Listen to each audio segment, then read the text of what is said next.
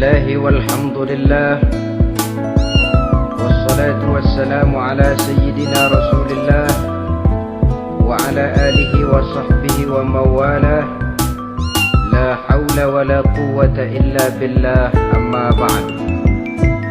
Saudara-saudara kaum muslimin yang berbahagia, di dalam kehidupan ini kita senantiasa mengambil iktibar, contoh dan teladan dari orang-orang sebelum kita.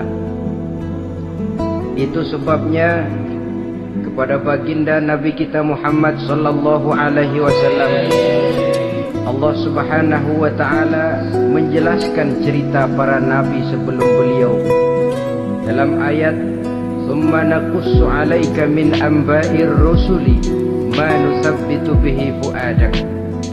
Demikianlah kami ceritakan kepadamu wahai Muhammad sebagian dari kisah para rasul-rasul sebelum kamu yang dengan itu akan memperkuat hatimu, meneguhkan keyakinanmu dan memantapkan pendirianmu.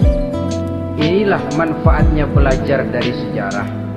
Jadi jangankan kita, baginda Nabi sendiri pun oleh Allah Subhanahu wa taala diceritakan sejarah para nabi sebelum beliau yang dimusuhi oleh umatnya, yang dicaci maki oleh kaumnya, yang terusir dari kampung halamannya, bahkan sampai ada yang terbunuh oleh umatnya. Itu seluruhnya merupakan iktibar manusabbitu bihi fu'adak, untuk memantapkan langkahmu, meneguhkan keyakinanmu dan menguatkan pendirianmu menghadapi perjuangan ini. Sehubungan dengan itu, pada pertemuan kali ini Al-Fakir ingin menyampaikan satu cuplikan kecil dari kehidupan seorang sahabat utama baginda Nabi, yaitu Sayyidina Umar ibn al-Khattab radhiyallahu anhu.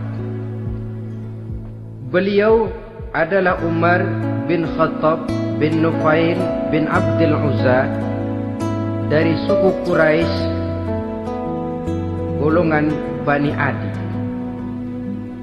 Perawakannya tinggi, kekar dan gagah, melambangkan sifatnya yang pemberani, tegas dan tidak pernah kenal takut kepada siapapun. Sebelum mendapat hidayah, Umar bin Khattab termasuk orang yang berdiri di barisan orang-orang yang memusuhi umat Islam. Ia terperangkap dalam tradisi jahiliyah di mana gemar berperang dan bermabuk-mabukan juga merupakan hal-hal yang pernah dilaksanakan dalam kehidupannya sebelum beliau masuk ke dalam agama Islam. Oleh karena itu, dalam kehidupan beragama, hidayah merupakan sesuatu yang penting. Bagaimanapun banyaknya dosa dan kesalahan yang telah dilakukan oleh seseorang, tidak seharusnya menyebabkan ia putus asa dari rahmah Allah. Sebaliknya, bagaimanapun banyak kebajikan dan kebaikan yang sudah dikerjakannya, tidak perlu membuat dia besar hati, puas, bangga, apalagi menjadi lalai karenanya.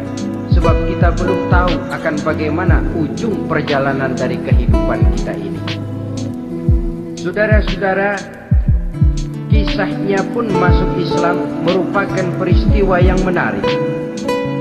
Pada satu hari, dengan pedang terhunus, Umar bin Khattab menuju Darul Arqam, tempat di mana baginda Nabi biasa berkumpul dengan para sahabat. Melihat mukanya yang beringas, matanya yang nanar, orang sudah menyangka dan mengerti ini tentu akan terjadi pembunuhan. Dalam perjalanan menuju Darul Arqam, Umar bertemu dengan Nuaim bin Abdullah. Nuaim bertanya, "Ya Umar, mau kemana ente?" "Mau membunuh itu, si murtad itu." "Si murtad yang mana?" "Yang mana lagi? Itu yang memecah belah kita, yang menghina berhala-berhala kita, yang menjelek-jelekkan nenek moyang dan keturunan kita." Siapa lagi kalau bukan Muhammad? Kata Nuaim, Umar, nggak salah. Tidak salah lagi. Salah Umar. Salah kenapa? Apa kamu nggak malu? Kamu mau pergi membunuh Muhammad, sementara adikmu sendiri Fatimah, dia sudah termasuk salah seorang pengikut Muhammad. Mendengar ini, muka yang memang tadinya sudah marah dan merah, tambah jadi kelabu. Bukan main mangkelnya Umar bin Khattab. Orang lain dia musuhi, orang lain dia kejar-kejar. Ini malah adiknya sendiri menjadi pengikut dari baginda Nabi. Tidak jadi menuju Darul Arqam, dia berangkat ke rumah adiknya Fatimah. Adapun di rumah Fatimah sedang berkumpul Fatimah, suaminya Sa'id bin Zaid, dan seorang sahabat Habbab ibnul Arad. Mereka sedang membaca Quran. Waktu itu Quran belum lagi dijilid macam sekarang, jadi masih merupakan suhuf atau lembaran-lembaran tercecer saja. Ketuk pintu. Ya tentu tidak assalamualaikum karena dia belum Islam. Tok tok tok. Siapa di luar? Umar. Mendengar suaranya saja, ini sahabat yang namanya Habbab ibnul Arad sudah lari ke belakang pintu. Sambil komat kamit baca doa mohon diselamatkan oleh Allah. Adapun Fatimah yang sedang memegang suhuf, lembaran tulisan Quran itu, menyembunyikan suhuf itu di belakang bajunya. Umar masuk. Fatimah, saya bang. Apa benar berita yang saya dengar? Berita apa itu bang? Bahwa kau sudah masuk Islam. Bang, andai kata Muhammad memang benar, bagaimana? Sudahlah, jangan pelit-pelit. Jawab saja, kau masuk Islam benar atau tidak? Ya. Saudara hadirin, begitu dikatakan iya, tangannya langsung melayang, menampar muka adiknya ini, sehingga mengalir darah dari hidungnya. Suaminya Sa'id bin Zaid yang mencoba melindungi istrinya, dipegang lehernya, dibanting, diduduki dadanya. Oh, ini jawara ini.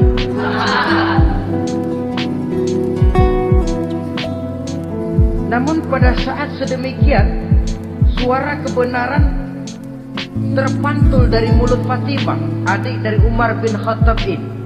Umar, apakah engkau memukul orang yang bersaksi bahwa tidak ada Tuhan melainkan Allah dan Muhammad Rasulullah?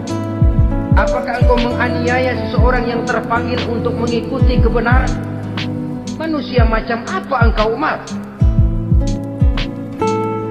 Saudara, memang dia orang keras, tapi hatinya mudah menerima kebenaran. Sehingga mendengar kalimat adiknya ini tercenung dia sejenak, melongo, bengong kata anak sekarang. Ini kalau tidak karena keyakinan yang mantap, tidak mungkin orang ini, anak adik saya ini bicara macam begini. Umar, mengapa engkau memukul orang yang bersaksi bahwa tidak ada Tuhan melainkan Allah dan Muhammad Rasulullah? Mengapa engkau pukul orang yang mengikuti kebenaran, menerima hidayah dari Allah? Begitu yakin dan mantapnya, walaupun di tengah satu hal yang sangat menakutkan. Siapa yang tidak takut orang Quraisy berhadapan dengan Umar bin Khattab yang dikenal sebagai singa padang pasir pada waktu itu? Malahan dia termasuk salah seorang jagoan. Di tradisi masyarakat jahiliyah itu ada satu pasar yang namanya pasar Ukas. Tiap tahun di pasar itu diadakan pesta. Pertama pertandingan syair, jadi penyair waktu itu jadi kebanggaan. Syair-syair yang menang itu digantung di dinding Ka'bah. Jadi setiap suku akan bangga kalau mempunyai ahli syair yang hebat. Nah, lalu diadakan juga lah perlombaan balap kuda, memanah, termasuk bulan. Nah, Umar ini tiap kali pertarungan mesti menang. Belum pernah ada yang berhasil mengalahkan dia. Jawara. Saudara-saudara, mendengar adiknya begitu mantap hatinya. Apalagi ketika adiknya berkata begitu, suhuf, lembaran yang disembunyikan di belakang bajunya tersembul. Apa yang kau sembunyikan di balik bajumu itu? Suhuf. Apa suhuf itu? Lembaran Al-Quran. Coba saya lihat. Enggak boleh. Kenapa? Kamu kotor. Orang kotor tidak boleh megang Quran. Saya mau lihat. Enggak boleh. Kalau kamu mau lihat, mandi dulu. Diturutinya permintaan adiknya itu. Lalu diambilnya suhuf tadi. Dia baca. Kebetulan ayat yang dibacanya ayat pertama dari surah Toha yang berlanjut dengan ayat 14 pada surah yang sama. Dia baca, Bismillahirrahmanirrahim. Toha ma anzalna ilaikal Qur'ana litashqa illa tazkiratan liman yakhsha. Toha, tidaklah aku turunkan Al-Quran ini untuk bikin sukar manusia, melainkan merupakan pengingat bagi orang-orang yang takut kepada Allah. Lalu pada ayat ke-14, Innani anallahu la ilaha illa ana fa'budni. Sesungguhnya akulah Allah, tidak ada Tuhan melainkan aku, maka hendaknya hanya kepadakulah kamu menyembah. Wa aqimis sholata li dzikri, dirikanlah salat untuk mengingat aku. Inna sa'ata atiyatun akadu ukhfiha litujza kullu nafsin ma tas'a. Sesungguhnya kiamat itu pasti akan datang, yang sengaja waktunya kami tidak beritahukan kepada kamu semua, untuk kami balas segala setiap orang tentang apa saja yang telah mereka lakukan dalam kehidupan di dunia ini. Setelah membaca ayat ini, gemetar tangannya. Ini sih nggak main-main ini. Ini belum pernah saya baca ajaran semacam ini. Tidak patut orang yang mempunyai kitab suci semacam ini dimusuhi. Ini sesuatu yang benar, tergetar jiwanya. Fatimah, Muhammad di mana Muhammad? Saya tidak akan memberitahu kepada kamu. Di mana? Saya tidak akan memberitahu. Lebih baik kau bunuh saya kalau memang maksudmu mau mencelakakan Muhammad. Sama sekali saya tidak akan mencelakakan dia, Fatimah. Kasih tahu saja, di mana dia? Darul Arqam. Bergegas dia menuju Darul Arqam. Di dalam Nabi memang sedang kumpul dengan para sahabat. Termasuk ada Sayyidina Hamzah yang juga terkenal jawara juga. Ketuk pintu. Ketuk pintu. Siapa di luar? Umar. Di dalam ini geger sebagian sahabat. Umar datang ini pasti bencana. Umar datang, wah, kalau istilah kampung, kerok dan urusan.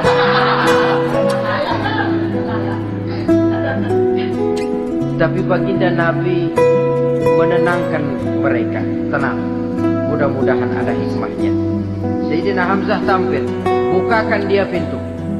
Kalau niatnya baik, kita terima. Kalau niatnya tidak baik, saya paling depan. Dibukakan pintu. Begitu dibukakan pintu, Umar masuk merangkul baginda Nabi. Kemudian dengan tersendat, Asyhadu an la ilaha illallah wa asyhadu annaka ya Muhammad Rasulullah. Saya bersaksi tidak ada Tuhan melainkan Allah, dan saya bersaksi bahwa engkau hai Muhammad adalah utusan Allah. Sahabat takbir semua, Allahu Akbar, Allahu Akbar. Kegembiraan meliputi suasana ketika itu. Kenapa? Karena sebelumnya dikala Umar belum masuk Islam, dia merupakan ganjalan yang paling dikhawatirkan oleh umat Islam. Setelah dia masuk Islam, jelas merupakan satu keuntungan yang sangat besar. Dan dia tertarik kepada Islam bukan karena bujuk rayu orang, tidak karena diberikan harta, tidak karena diiming-iming oleh kedudukan tinggi, tapi karena kebenaran. Hidayah menembus hatinya melalui wasilah ayat dalam surah Toha yang dibacanya melalui suhuf yang dipegang oleh adiknya tadi. Sejak saat itu berubah 180 derajat Umar bin Khattab radhiyallahu anhu. Tetapi tetap dengan sifatnya keras, tegas, dan tidak pernah kenal takut kepada siapapun. Cuma kalau sebelum Islam dia kerasnya kepada Islam. Setelah dia masuk Islam, muter arah. Kepada siapapun yang memusuhi Islam, dia bersikap keras, tegas, dan tidak pernah kenal takut. Bahkan setelah beliau masuk Islam, satu hari ketika di Darul Arqam kumpul-kumpul, waktu itu Nabi belum berdakwah secara terbuka karena pengikut masih sedikit. Sayyidina Umar usul, "Ya Rasul, ada apa Umar? Alasna 'alal haq fi mamatina wa mahyana." Ya Rasul, bukankah kita ini berdiri di atas sesuatu yang benar? Bukankah mati kita, hidup kita untuk melaksanakan sesuatu yang benar? Bala ya Umar, betul Umar. Wallazi nafsi biyadih, innakum la'ala al-haq in muttum wa in hiyitum. Demi Allah Umar, kata Nabi, sesungguhnya kamu dan kita semua berdiri di atas kebenaran, hidup ataupun mati. Setelah mendapat jawaban begini, Umar masuk kepada tujuan pembicaraannya. Izan ya Rasul, wa fimal ihtifal. Kalau memang begitu ya Rasul, kalau memang kita yakin kita berdiri di atas kebenaran, kita hidup karena kebenaran, kita mati pun memperjuangkan kebenaran, wa fimal ihtifal. Kenapa mesti ngumpet-ngumpet? Kenapa harus sembunyi-sembunyi? Wallazi ba'asaka bil haqq, demi Allah ya Rasul, la takhrujanna wa la nakhrujanna ma'ak. Tuhan harus keluar menyampaikan Islam ini secara terbuka, dan kami akan mendampingi Tuhan dengan segenap jiwa dan raga. Sekali masuk Islam gak tanggung-tanggung. Yang kayak begini ini yang kita perlukan sekarang ini. Begitu masuk Islam gak tanggung seluruhnya, jiwa dan raganya masuk Islam. Beliau yang pertama kali mengajukan ide, kenapa harus dakwah sembunyi ya Rasul? Wong kita berdiri di atas kebenaran, memperjuangkan sesuatu yang hak. Kalau kita mati, kita pun mati membela kebenaran. Kenapa mesti fafimal ikhtifa? Kenapa harus sembunyi-sembunyi? Mulai sekarang mari keluar ya Rasul, saya akan dampingi Tuhan, nyawa taruhannya. Saudara hadirin yang saya hormati, selalu dia tempat-tempat yang pernah dia melaksanakan maksiat sebelum dia Islam, selalu dia kunjungi sampai dia berkata, tidak ada tempat yang pernah saya melakukan kesalahan sebelum saya Islam yang harus saya tutupi dengan kebajikan setelah saya Islam sekarang ini. Bahkan ada satu riwayat menjelaskan beliau itu yang tinggi badannya, kekar perawakannya, gemetar orang ngadepin dia. Tapi beliau sendiri sangat mudah gemetar kalau sudah mendengar ayat-ayat Allah. Sehingga ada satu riwayat menjelaskan Sayyidina Umar itu setelah masuk Islam, kalau sholat kadang-kadang bila menoleh ke kanan beliau senyum, bila menoleh ke kiri beliau menangis berurai air mata. Ada orang bertanya, ya Umar, kenapa menengok ke kanan kau senyum, ke kiri kau menangis? Itulah kalau saya ingat jahilnya saya sebelum Islam. Adapun bila saya menoleh ke arah sebelah kanan saya tersenyum, teringat betapa dulu saya membuat berhala dari korma. Saya tumpuk-tumpuk, saya susun begitu.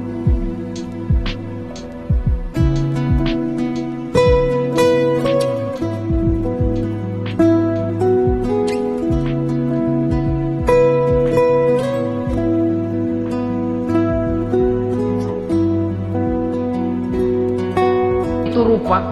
Setelah saya sembah, saya makan itu korma. Gagah betul saya waktu itu, sampai Tuhan pun saya makan. Adapun kalau saya menoleh ke kiri, teringat putri kesayangan saya yang terbawa oleh tradisi jahiliyah, takut menanggung aib, merasa malu mempunyai anak perempuan, sampai dia terkubur hidup-hidup. Berurai air mata saya mengingat semua itu. Padahal Nabi sudah memberikan jaminan, Sebab saudara jangan lupa, orang kafir masuk Islam, dalam Islam itu dihitung dari bayi lagi, dari nol. Itulah untungnya. Jadi misalnya sudah 60 tahun, dari kecil sampai 60 tahun kafir, umur 61 masuk Islam. Nah, sejak umur 61 itulah yang dihisab oleh Allah. 60 tahun ke bawah gratis bersih pemutihan. Istimewa betul. Tapi jangan lalu diniatin, aku kafir aja. Nanti sudah tua-tua mau giliran mati baru Islam, nah, itu diniatin lain. Ini yang karena faktor hidayah, saudara-saudara. Nah, cintanya kepada baginda Nabi luar biasa. Dalam setiap pertempuran beliau selalu di front terdepan. Bahkan demikian cintanya sampai ketika hari di mana baginda Nabi wafat, saudara-saudara. Disampaikan berita wafat Nabi kepada Umar itu. Ya Umar, baginda Nabi sudah wafat. Kamu ngomong apa? Baginda Nabi sudah wafat. Bukan sedih, nyabut pedang, keluar matanya melotot. Siapa yang bilang Muhammad mati, saya tabas batang lehernya.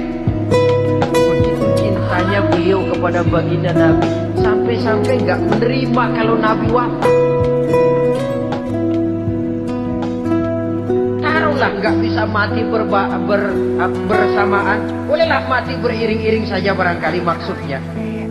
Saudara-saudara, cabut pedang, layapan kemana-mana. Ayo, siapa ngomong Muhammad mati, saya tebas batang lehernya. Sampai bertemu dengan Sayyidina Umar, Sayyidina Abu Bakar. Di tempat orang banyak, Sayyidina Abu Bakar yang bijaksana ini pidato. Ayuhan nas, man kana ya'budu Muhammadan, fa inna Muhammadan qad mata. Wa man kana ya'budu Allah, fa inna Allah hayyun la yamut. Wahai manusia, barang siapa yang menyembah Muhammad, maka Muhammad sudah mati. Tetapi barang siapa yang menyembah Allah, Allah akan hidup selamanya dan tidak akan pernah mati. Mendengar pidato ini, Sayyidina Umar sadar bahwa sebenarnya yang tidak bisa mati itu cuma Allah. Bagaimanapun agungnya baginda Nabi, besarnya baginda Nabi, tinggi akhlak budi pekertinya Nabi, cintanya beliau kepada Nabi, Nabi manusia dan manusia harus mati. Kemudian dibacakan surah Ali Imran ayat 144. Wa ma Muhammadun illa rasul qad khalat min qablihi rusul afa in mata aw qutila qalabtum ala aqabikum. Muhammad tidak lain daripada manusia, telah datang kepadanya rasul.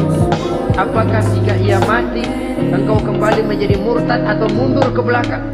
Mendengar ayat ini dibacakan, Sayyidina Umar sadar, berurai air matanya, menangis dalam kesedihannya. Ini cintanya yang demikian tinggi kepada baginda Rasulullah Sallallahu Alaihi Wasallam. Begitulah seluruh kesalahan yang dia lakukan pada saat sebelum dia masuk Islam, berusaha dia tutupi dan dia tebus dengan segala kebaikan, pengabdian, perbuatan soleh setelah dia masuk Islam. Sehingga diajarkan oleh baginda Nabi, ittaqillaha haitsu ma kunta wa atbi'is sayyi'atal hasanata tamhuha wa khaliqin nasa bi khuluqin hasanin. Bertakwalah kamu kepada Allah, kata Nabi, dimanapun saja kamu berada. Jadi takwa tidak kenal tempat. Dimanapun saja kamu berada, bertakwalah kepada Allah. Di rumah takwa, di pasar takwa, di kantor takwa, di tengah orang banyak takwa, pada waktu sendirian takwa. Ittaqillaha haitsu ma kunta. Bertakwalah kau kepada Allah dimanapun saja kamu berada. Jangan takwa pakai tempat. Di masjid takwa, di kantor nyolong. Itu tidak haitsu ma kunta. Yang diajarkan oleh Nabi, dimanapun kamu berada, bertakwalah kepada Allah. Wa atbi'i sayyi'atal hasanah tamhuha, dan iringi perbuatanmu yang salah dengan kebaikan. Jadi kalau satu saat terselip kita berbuat salah, cepat iringi dengan kebaikan, tamhuha, dengan harapan kebaikan yang kita kerjakan akan menutupi dosa yang terselip kita lakukan. Ngomongin orang, astagfirullah, banyak istighfar. Istighfarnya mudah-mudahan bisa nutupi dosa karena ngomongin orang. Tapi jangan lalu tambah salah. Ngomongin orang istighfar, terus ngomongin lagi istighfar lagi. Itu tentu tidak bisa dengan cara begitu. Barangkali terselip pernah mengambil harta orang tanpa alasan yang hak, imbangi dengan rajin sedekah misalnya. Barangkali pernah menyakiti hati orang, imbangi dengan perbuatan yang bisa menyenangkan hati orang lain. Itu namanya mengiringi perbuatan yang bersifat salah dengan kebajikan. Ini yang dilakukan oleh Sayyidina Umar. Setiap pelosok hampir dia datang, tempat-tempat di mana dia pernah melakukan kesalahan sebelum Islam, di sana dia tegakkan kebajikan dan kebaikan. Kegagahannya, keperkasaannya, keberaniannya sepenuhnya bulat-bulat sudah diwakafkan untuk kepentingan Islam. Saudara hadirin yang saya hormati, diperlukan orang-orang yang punya keberanian macam Sayyidina Umar. Berani karena panggilan hidayah, bukan berani babi. Berani juga babi, cuma nyeruduk. Artinya berani yang tanpa pertimbangan. Berani yang tanpa pertimbangan pada akhirnya akan menyulitkan kita sendiri. Beliau gagah, beliau berani, beliau punya kekuasaan, beliau punya wewenang, dan itu dimanfaatkannya untuk menjadi backing baginda Nabi kita Muhammad sallallahu alaihi wasallam. La takhrujanna wa la takhrujanna ma'ak ya Rasul. Ya Rasul, keluar, sampaikan dakwah secara terbuka. Saya akan mendampingi Tuhan. Jika ada yang kamu Tuhan, saya paling depan. Backing yang mendampingi Rasul untuk menyampaikan risalah Islam ini.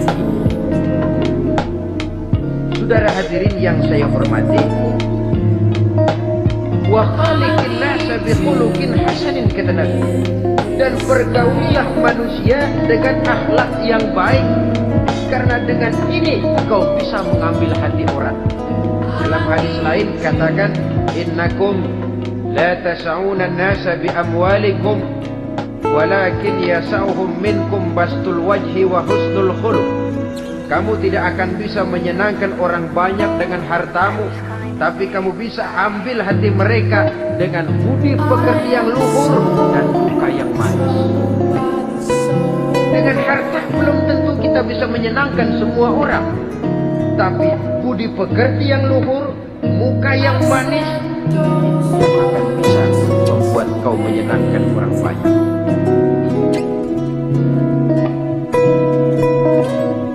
Setelah baginda Rasul wafat,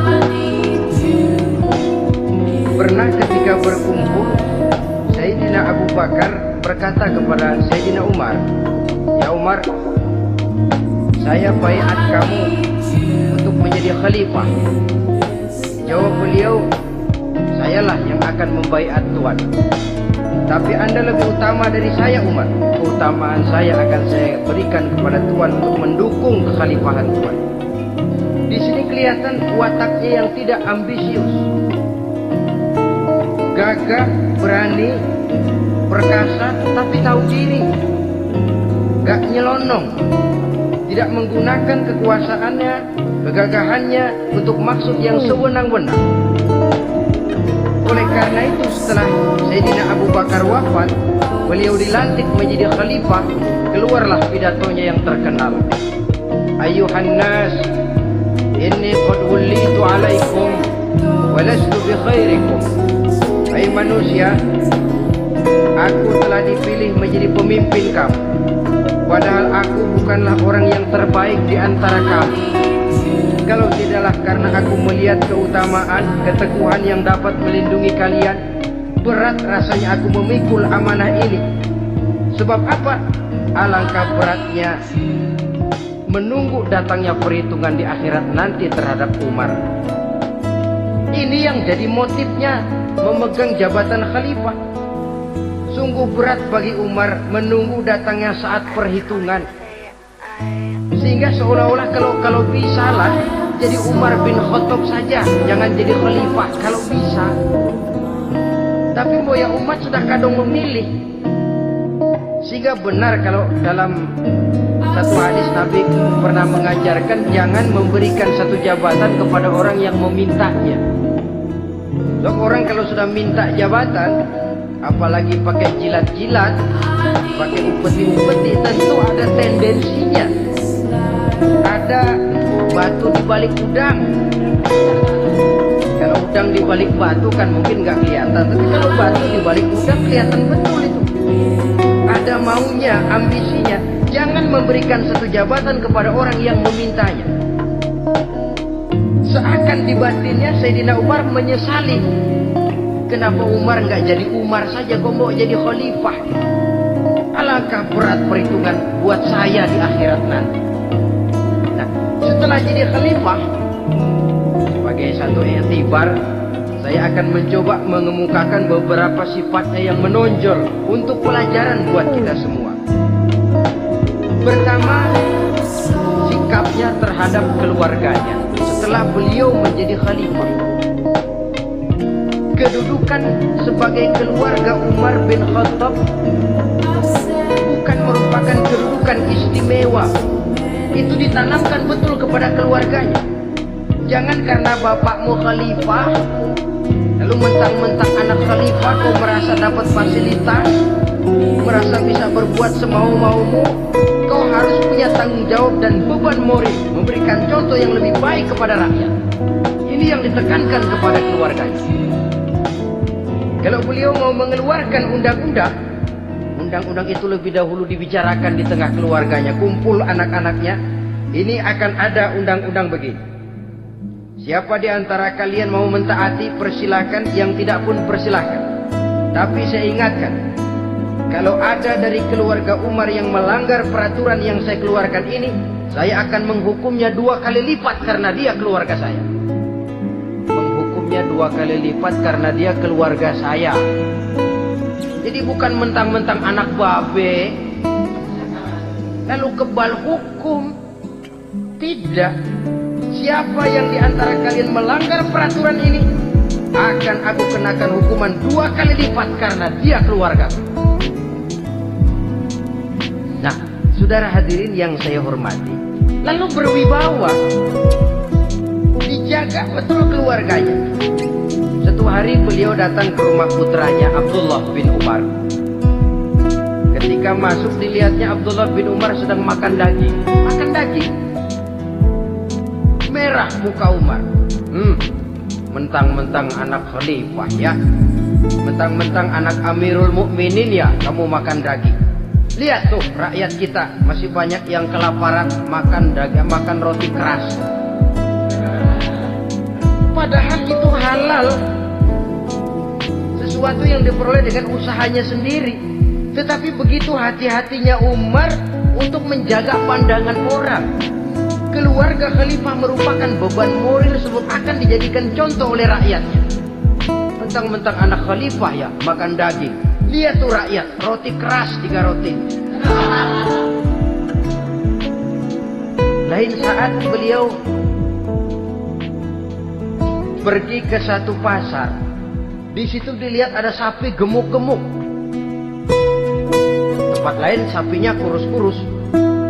Tanya, ini yang gemuk-gemuk sapi siapa? Sapi Abdullah bin Umar. Sapi anaknya. Panggil Abdullah bin Umar, suruh sini. Datang anaknya. Abdullah bin Umar, gimana ceritanya sampai ini? Begini Bapak, dahulu itu dengan uang saya beli sapi kurus-kurus. Lalu saya rawat. Saya berikan upah orang untuk merawat sapi-sapi itu. Sampai sekarang dia menjadi gemuk. Akan saya jual dan keuntungannya tentu sesuatu yang halal. Subhanallah, kata Umar. Kau ini anak Amirul Mukminin. jual sapimu, ambil modalnya, untungnya masukkan Baitul Mal untuk urus kepentingan orang Islam. Dia nggak mau anaknya terlibat bisnis mendompleng kekuasaan ayahnya. Karena mentang-mentang anak khalifah lalu segala macam bisnis lancar. Orang takut karena apa? Anak babe. Ada lagi. Pada waktu pembagian harta ghanimah, putri beliau yang namanya Hafsah, ini adalah istri baginda Nabi, meminta bagian. Kaum kerabat ayah, ini kerabat khalifah, kita lah dulu kerabat. Kalau kau kerabatku, maka jatahku nanti dari ayah. Harta ini masih lebih banyak dibutuhkan oleh orang-orang Islam. Nanti belakangan kalau ada sisanya. Belakangan kalau ada sisanya. La haula wala quwwata illa billah.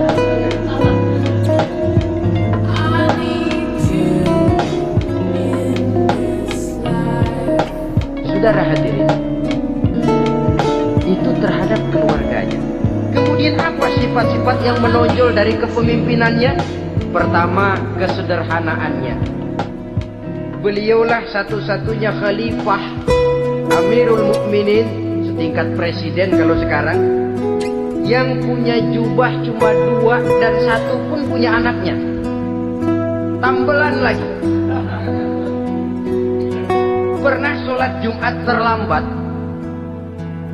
beliau naik mimbar untuk khutbah, sebelumnya minta maaf dulu. Saudara-saudara, maaf saya terlambat nungguin baju kering. Seorang khalifah nungguin baju kering. Sederhana dalam kehidupannya. Mari kita ambil satu cerita lagi. Pada waktu beliau jadi khalifah, yang diangkat jadi gubernur di Mesir adalah Amr bin As. Amr bin As hidupnya lebih mirip kaisar. Istananya besar, pakaiannya bagus-bagus. Nah, yang paling mengganggu pikiran Amr bin As, di sebelah istananya ini ada gubuk reot kepunyaan orang Yahudi lagi. Ini gak pantas bener, masa di samping istana gubernur ada gubuk reot.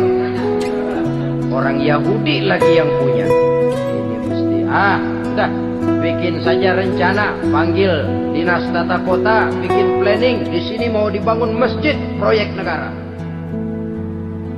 Bikin gambarnya, susun anggarannya, tender. Saudara-saudara, si Yahudi yang punya gubuk reot dipanggil. Yahudi, ada apa, Pak? Kamu tahu nggak? Iya, memang belum saya kasih tahu.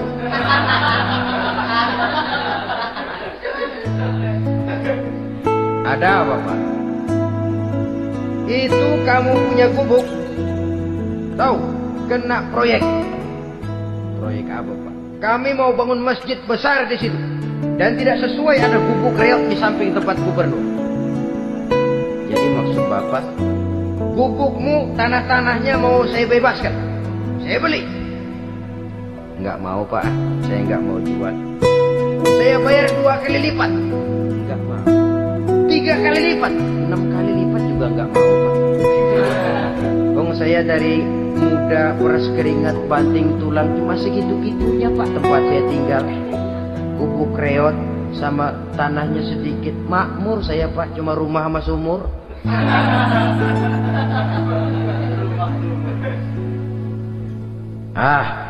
Ini Yahudi kelewatan juga. Akhirnya turun perintah, sudah, kalau dia nggak mau dibebaskan, gusur saja, tarik, ambil bulldozer, gusur. Yahudi ini berurai air matanya. Aduh, begini jadi rakyat kecil, udah jatuh ketiban ember lagi. Tapi pikir-pikir Amr bin As kan bukan yang paling atas. Dia kan cuma pejabat, masih ada atasannya lagi. Lapor, lapor. Yahudi ini berangkat ke Madinah. Bayangkan dari Mesir ke Madinah. Jalan. Di sepanjang jalan dia berpikir, pikir membanding-banding. Kalau gubernurnya saja istananya begitu mewah, apalagi khalifahnya. Kalau gubernurnya galak main musuh, apalagi khalifahnya. Dan saya bukan orang Islam, apa dia lemin ngadu? Apa dapat tanggapan? Berangkat dia sambil harap-harap cemas.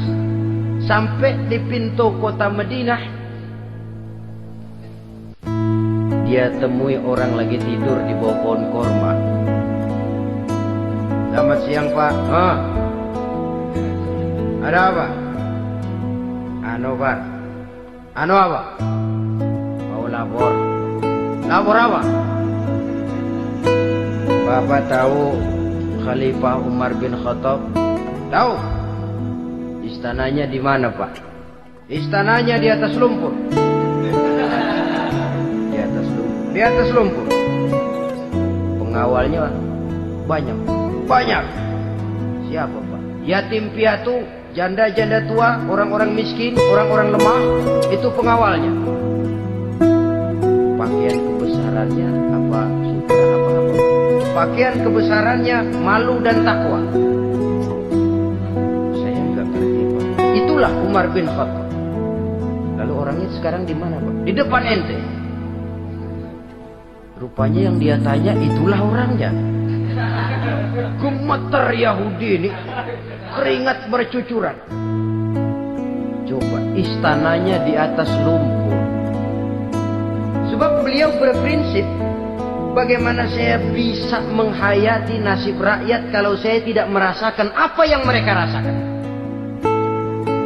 Bagaimana saya nggak bisa tahu sakitnya lapar kalau saya belum pernah kelaparan? Itu prinsipnya. Istananya di atas lumpur. Para pengawalnya yatim piatu, janda-janda tua, orang-orang miskin, orang-orang lemah dan tidak mampu. Dan pakaian kebesarannya malu dan takwa. Kamu dari mana? Dari Mesir Pak. Ada apa? Mau laporan gubernur Bapak di Mesir yang namanya Amr bin As. Kenapa? Main busur aja Pak. Ceritanya, dia mau bangun masjid. Kebetulan di areal itu saya punya tanah sama gubuk segitu-gitunya. Saya nggak mau dibeli, digusur Pak. Saya mau mencari keadilan. Begini, kamu lihat tempat sampah itu. Lihat. Di situ banyak tulang.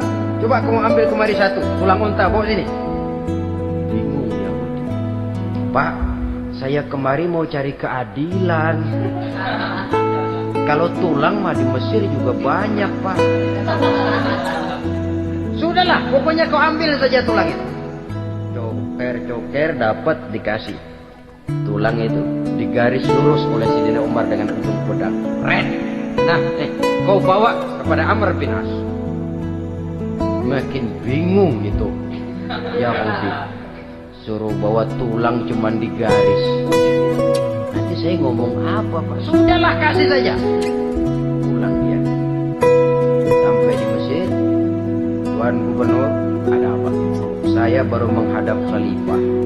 Kemudian beliau sampaikan ini, dikasih tulang. Amr bin As melihat tulang ada goresan lurus dengan ujung pedang, gemetar. Badannya keluar keringat dingin. Panggil kepala proyek. Proyek batal. Masjid nggak jadi didiriin. Itu gubuk Yahudi diriin lagi. Ini Yahudi makin bengong. Ini gubernur dapat tulang doang segitu takut.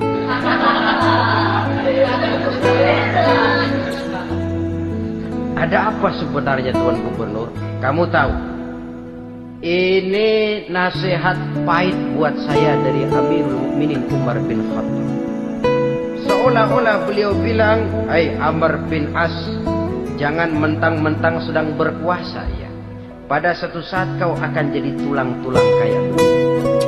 Maka mumpung kamu masih hidup dan berkuasa, berlaku lurus dan adillah kamu seperti lurusnya garis di atas tulang ini. Keren. Lurus, adil, jangan bengkok. Sebab kalau kamu bengkok, nanti aku yang luruskan pakai pedang." Siapa yang nggak ngeper digituin? Sampai akhirnya apa? Kata si Yahudi, Pak, kalau begitu Islam adil ya. Adil. Kalau gitu biarin dah Pak, tanah saya. Mau kamu jual? Bukan saya jual Pak, saya kasih aja dah. Campur gubuk-gubuknya, ambil aja dah.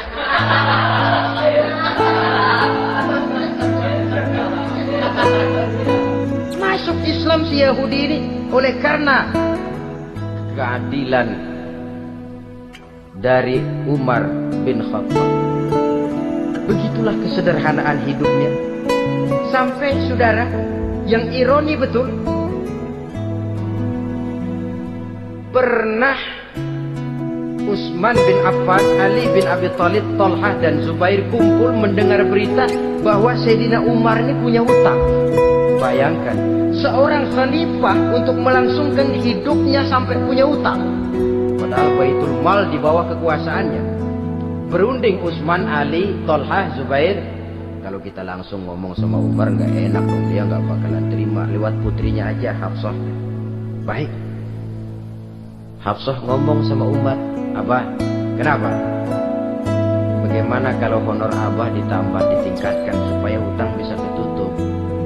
Hafsah, saya Abah. Siapa yang nyuruh kamu ngomong begitu? Enggak ada. Ada. Saya tahu ada ini. Kalau nggak ada kamu nggak mungkin ngomong begitu. Tapi orangnya kalau saya tuntut mereka mungkin nggak mau. Sekarang saya mau tanya Hafsah, kau kan istri Rasul, betul? Nah, saya mau tanya, suamimu makanannya apa? Daging? Bukan. Roti. Tempat tidurnya kasur empuk? Bukan. Kain kasar yang kalau musim panas kami bentangkan, kalau musim dingin separuh buat tidur, separuh buat selimut. Pakaian yang dibelikan untukmu berapa banyak? Cuma 2. Nah, itu guru saya, orang yang paling saya cintai, dan itu yang saya ikuti. Bahkan setelah beliau wafat, Sayyidina Umar ini utangnya ditanggungkan kepada anaknya Abdullah bin Umar, dan itu pun dilunasi dengan menjual rumahnya, sehingga rumahnya itu disebut Darul Qadha, rumah bayar utang. Begitu kesederhanaannya.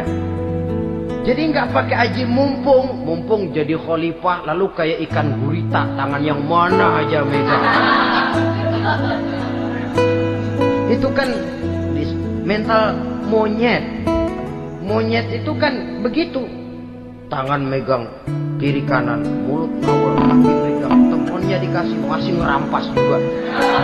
Monyet rakus betul itu. Itu kesederhanaannya. Kenapa kesederhanaan ini timbul? Karena sikap zuhudnya.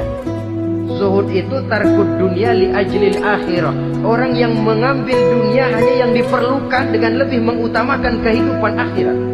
Watak zuhudnya yang sangat menonjol. Dialah pahlawan yang paling berani di medan perang. Dialah imam yang paling khusyuk di masjid, dan tidak jarang kalau sholat sendiri, begitu membaca ayat yang menceritakan neraka, nangis berurai air matanya.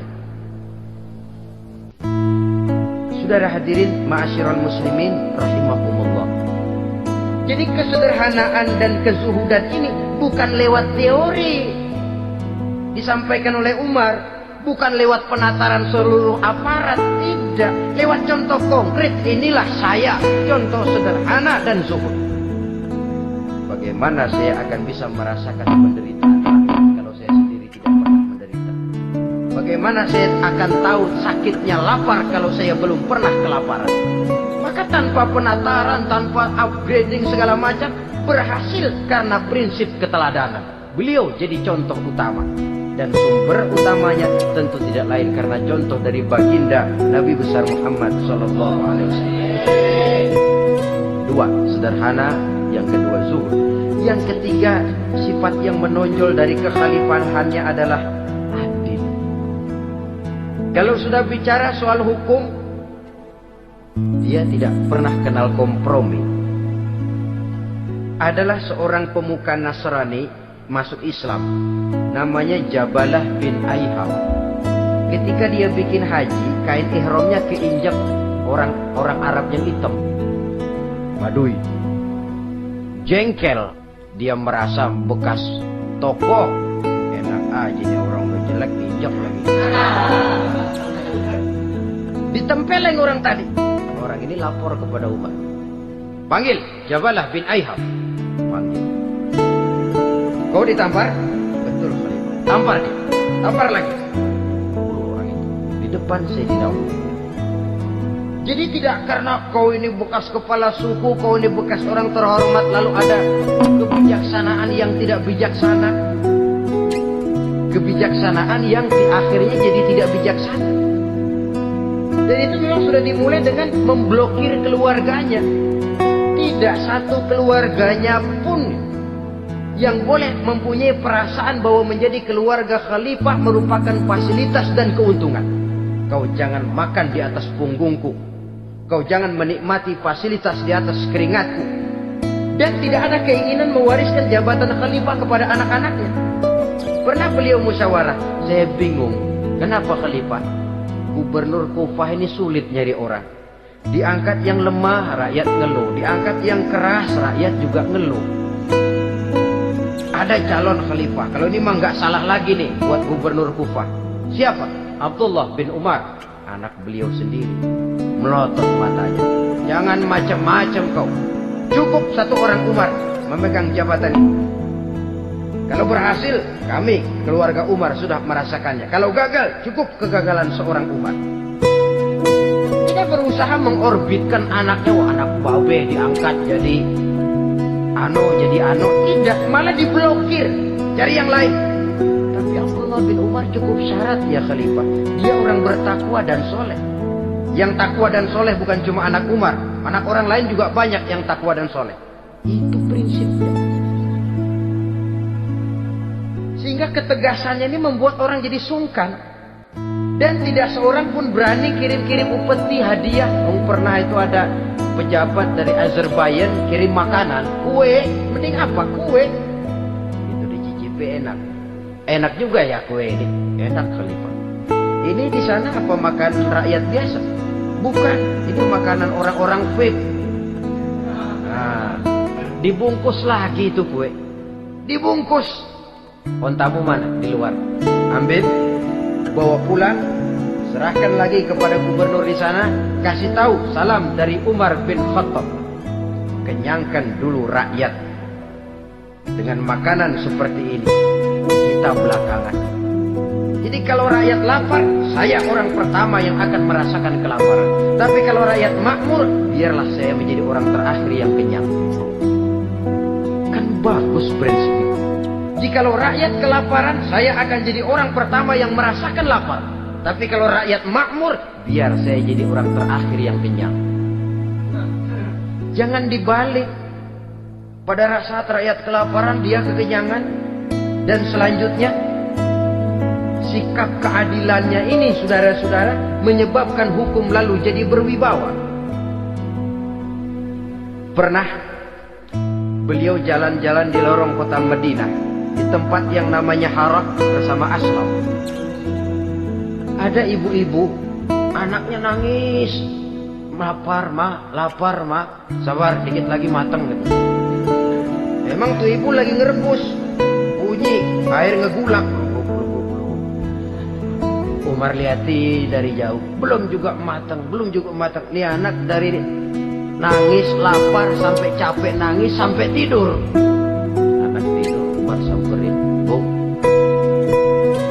yang masak apa sih kok nggak bisa matang? Saya nggak masak apa-apa Tuhan. Itu pating kerupuk apa? Ketika dibuka ya cuma air saja. Subhanallah, ibu sudah ngebohongi anak ibu sendiri. Habis harus bagaimana Tuhan? Saya sudah nggak punya makanan untuk dimasak. Sementara perut nggak kenal kompromi. Jalan satu-satunya ya terpaksa anak saya bohongi. Saya bilang sebentar lagi matang sampai dia tidur sekarang ini. Memangnya Khalifah Umar gimana sih ngurusi rakyatnya? Subhanallah, dia orang zalim. Dia yang memegang urusan kami, tapi dia nggak tahu nasib saya. Anak kelaparan, keluarga terlantar. Iya, zalim betul Umar bin Khattab itu. Kalau begitu ibu tunggu sebentar. Dia pulang bersama Aslam menuju Baitul Mal. Dia ambil tepung 1 karung, dipikul sendiri. Dipikul sendiri, kata Aslam, ya Khalifah, biar saya yang bawa. Jangan. Kenapa Khalifah? Apa kau kira kau sanggup mikul dosa saya di akhirat nanti? Biar saya yang mikul sendiri. Dia bawa ke tempat tuh ibu-ibu. Dia masakin sendiri. Sudah matang, persilakan masak. Makan. Alhamdulillah Tuan. Mudah-mudahan Allah memberkahi Tuan. Tuan lebih baik dari Umar bin Khattab yang zalim. Memang sebenarnya Tuan siapa, kata dia. Saya, iya. Saya ya Umar bin Khattab yang ibu bilang zalim itu. Gemetar si ibu. Gemetar si ibu. Tapi memang peka dan menghargai kritik orang. Tidak membungkam setiap orang yang nadanya sumbang atau berbeda. Kadang beliau berkata, saya khawatir karena orang terlalu segan dengan saya, lalu nggak ada yang berani negur kalau saya salah. Kan begitu biasanya. Karena sudah terlalu segan, lalu semuanya orang mau diaminin saja. Asal dibilang nggak benar, marah, jengkel. Lalu disingkirin, maunya diiyain, ige, kulunuwun. Oke bos. Beliau bilang, saya khawatir kalau tidak ada orang yang mau menegur kesalahan saya jika saya terlanjur nanti. Atau muncul orang, demi Allah, saya akan menegur Tuan dengan pedang saya ini. Cerah mukanya, senyum bibirnya, alhamdulillah. Anak muda, saya memerlukan orang macam kau, yang berani berkata iya terhadap yang benar dan tidak terhadap yang tidak benar, apa dan bagaimanapun resikonya. Di sini kelihatan sikap beliau menghadapi orang yang berbeda pendapat. Keadilan, keberanian dan ketegasan, cepat menerima kebenaran, merupakan serentetan dari sifat-sifat utama beliau sejak masuk Islam sampai menjadi khalifah yang kedua. Bahkan dengan jasa beliau, Islam kemudian tersebar, menembus dinding Jazirah Arabia, memasuki Bizantium dan Persia, sehingga beliau juga dikenal sebagai periode Al-Futuhat Al-Islamiyah. Nah, saudara-saudara, inilah cuplikan kecil dari kehidupan seorang agung dan besar yang memang sangat terbatas kata-kata untuk melukiskan kebesaran itu. Namun yang secuplik ini mudah-mudahan menjadi sumbangan moral dalam rangka kita memperbaiki diri menuju kehidupan yang lebih baik. Terima kasih banyak atas segala perhatian. Mohon maaf atas segala kekurangan. Usikum wa nafsi bitaqwallah. Wassalamualaikum warahmatullahi wabarakatuh. Waalaikumsalam warahmatullahi wabarakatuh. Lillahi walhamdulillah. Wassalatu wassalamu ala sayyidina Rasulillah wa ala alihi wa sahbihi wa mawalah. La hawla wa la quwwata illa billah, amma ba'd. Saudara-saudara kaum muslimin yang berbahagia, di dalam kehidupan ini kita senantiasa mengambil iktibar, contoh dan teladan dari orang-orang sebelum kita. Itu sebabnya kepada baginda Nabi kita Muhammad sallallahu alaihi wasallam, Allah Subhanahu wa taala menjelaskan cerita para nabi sebelum beliau dalam ayat "Tsumma naqussu 'alaika min amba'ir rusuli ma nusabbitu bihi fu'adak."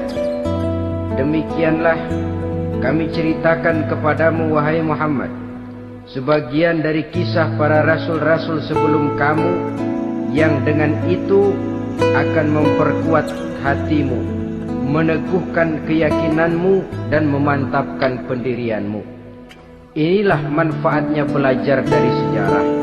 Jadi jangankan kita, baginda Nabi sendiri pun oleh Allah Subhanahu wa taala diceritakan sejarah para nabi sebelum beliau, yang dimusuhi oleh umatnya, yang dicaci maki oleh kaumnya, yang terusir dari kampung halamannya, bahkan sampai ada yang terbunuh oleh umatnya.